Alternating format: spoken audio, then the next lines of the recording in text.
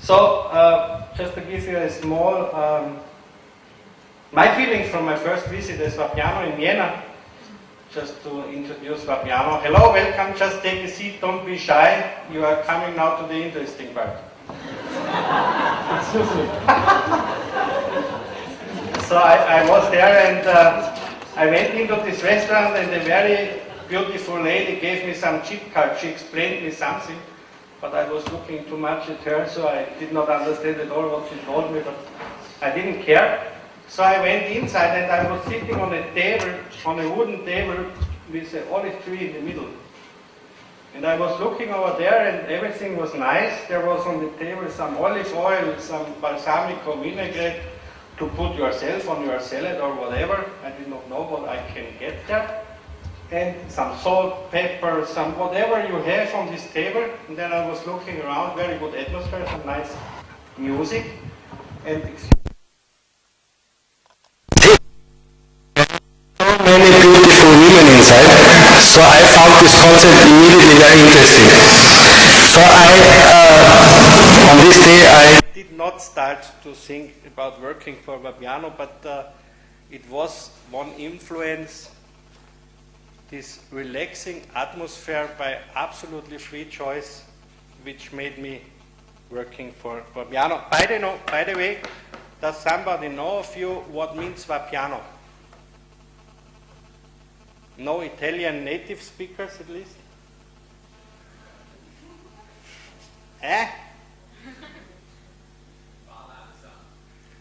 Yes, it's go slowly, it's true, yes, it's basically it's a whole sentence what we have, it's called Chi va piano va sano e la lontano, if I made it right. Thank you very much. And this means who is living his life with slowly and relaxation and of course a little bit sense of humor is living his life longer and more healthy. And this is what Vapiano stands for. But now let me have just a few words on the history that you know with whom you have to deal. Oh, Jesus, now I have to press a lot of times.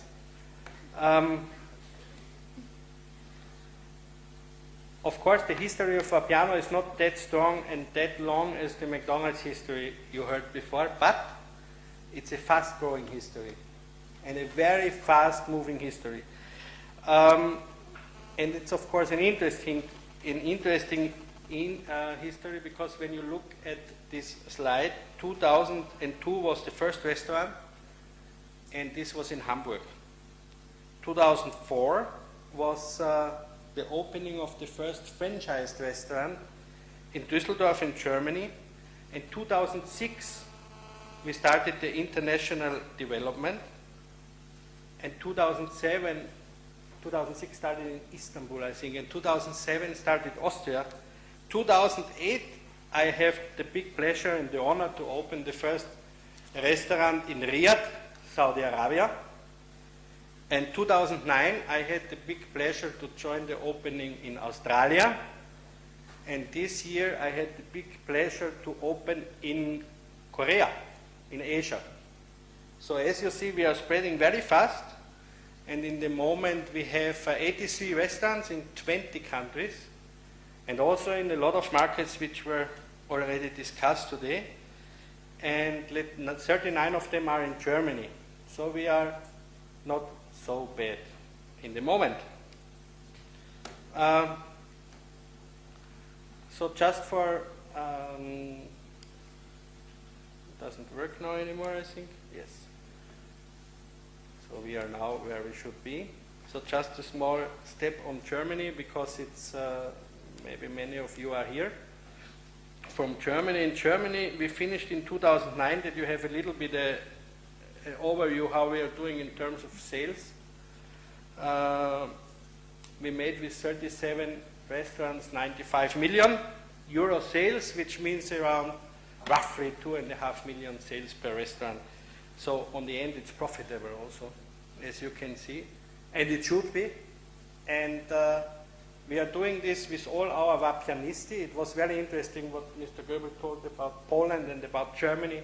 Also, we are talking a lot of people, because restaurant people is people business, restaurant business is people business, this we all know. The small difference we have is that we call us all.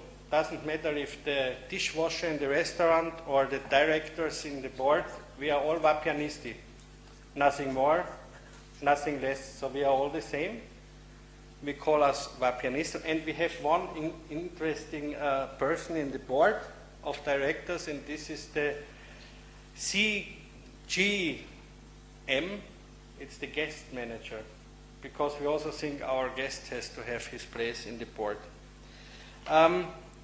A little bit was shown from the pictures, and I stated that fresh is one of the best or most important thing in Vapiano.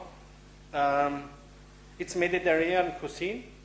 It's pasta, pizza, salad, antipasti, bruschetta, as you saw. We are doing front cooking. This means if you come in as a guest and you have a wish, the cook is preparing this food in front of your eyes with only fresh ingredients. This means, in other words, every guest coming to Vapiano has his own cook, which is quite luxury, I would say. We have an own pasta manufactura in the restaurants where we produce our pasta. This means the noodles we produce ourselves, also the dolces we produce ourselves, the dressings we produce ourselves. So almost everything we do in the restaurant, almost 100% are fresh ingredients. This is a slide which I don't like so much, so I will skip it the next time, so you will be the last one who will see it. But I can go back now, if I could. Yes, here we are. We are also fast, but I don't like the word fast because it's not fitting really in our ambience. And I think we are fast because we have this magnetic chip card system. You know, it's very, very convenient for every guest because he comes in, he gets the explanation what is Vapiano, and if he is listening more carefully than I did on my first visit, everybody knows what to do now. And you can put all your orders on this chip card, so you don't have some stress to pay in between, and if you take on the bar, you don't have to pay, so you only pay when you go to the exit. There is one entrance station or cash station where you pay everything. So it's very convenient and makes us fast, although we are not that fast as we should be. I think it's more important to know that you can go there, and this I mean with fast. You can go there without any preparation. You can go there without, you know, dressing yourself up or making some dress code or whatever. It's very relaxed, very easy. You will hear people a lot of laughing loud, chatting loud, like it is in the Mediterranean countries, I think. And of course, we have no white tablecloths. So it's very convenient. And our long tables and big tables invite everyone to communicate to each other, which is a quite important message. Then nice, of course, the interior is based on the concept of the Milano architect Matteo Thun. I think he has very clear lines in all the restaurants, and only oak wood furniture, oak wood floor, so it has a very good and warm feeling when you come in, a lot of light and a lot of special things like a chimney, open chimney, or a lot of red color elements like bars. And it's just a Mediterranean flair which you have inside. And the central wall, of course, is the olive tree. The olive tree is in the middle, and this olive tree should be over 100 years old. And like, you know, you see a lot of casting shows now on TV in the moment. I think everybody is casting something, and we are casting olive trees. You must imagine that this guy from Korea came over here just to find in Italy the right olive tree for his restaurant. And this was really an olive tree casting. First time in my life, but I hope not the last time, because it was really, really fun. If I come now to our guests, you know, I don't want to split up our guests in some groups, like target group, I don't know, women with children.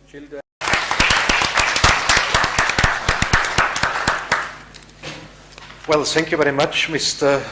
Gustav, for this very nice and fast presentation. So, and now I would like to invite Mrs. Carolina Vergnano from Casa del Café Vergnano. Please, you have the floor.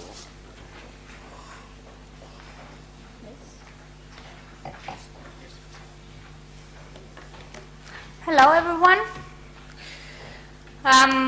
You had the pleasure to hear about a giant company, a big company.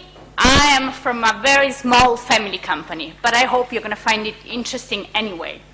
I'm gonna have a little picture on our company just to give you an idea on who we are and what we do, and then I'm going to move into the coffee market just to give you an idea of how is the market moving and what are some figures of the market. So, first of all, this is our coffee company.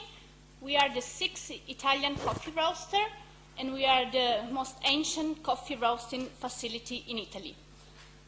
You know probably that Italy is very famous for coffee. There are 750 coffee roasting companies. So it's a very competitive market, but we're trying hard. We roast 6 million kilos per year, and we have 90 employees and 12 production lines. We are growing. We are building a new warehouse and a new production facility in order to really to follow the market, which is a growing market. Just to give you an idea of our turnover, we reached in 2009 50 million euro turnover with a 74% increase compared to 2004. So we are a growing small but growing company, which is a good sign somehow. Just to see the split inside our company, the export department has around 20% of our total turnover. The food service Italian market has around 15% of the turnover, and the retail, which is the supermarket, hypermarket Italian market, has around 60-65% of the turnover. The export department is the most growing business in our company.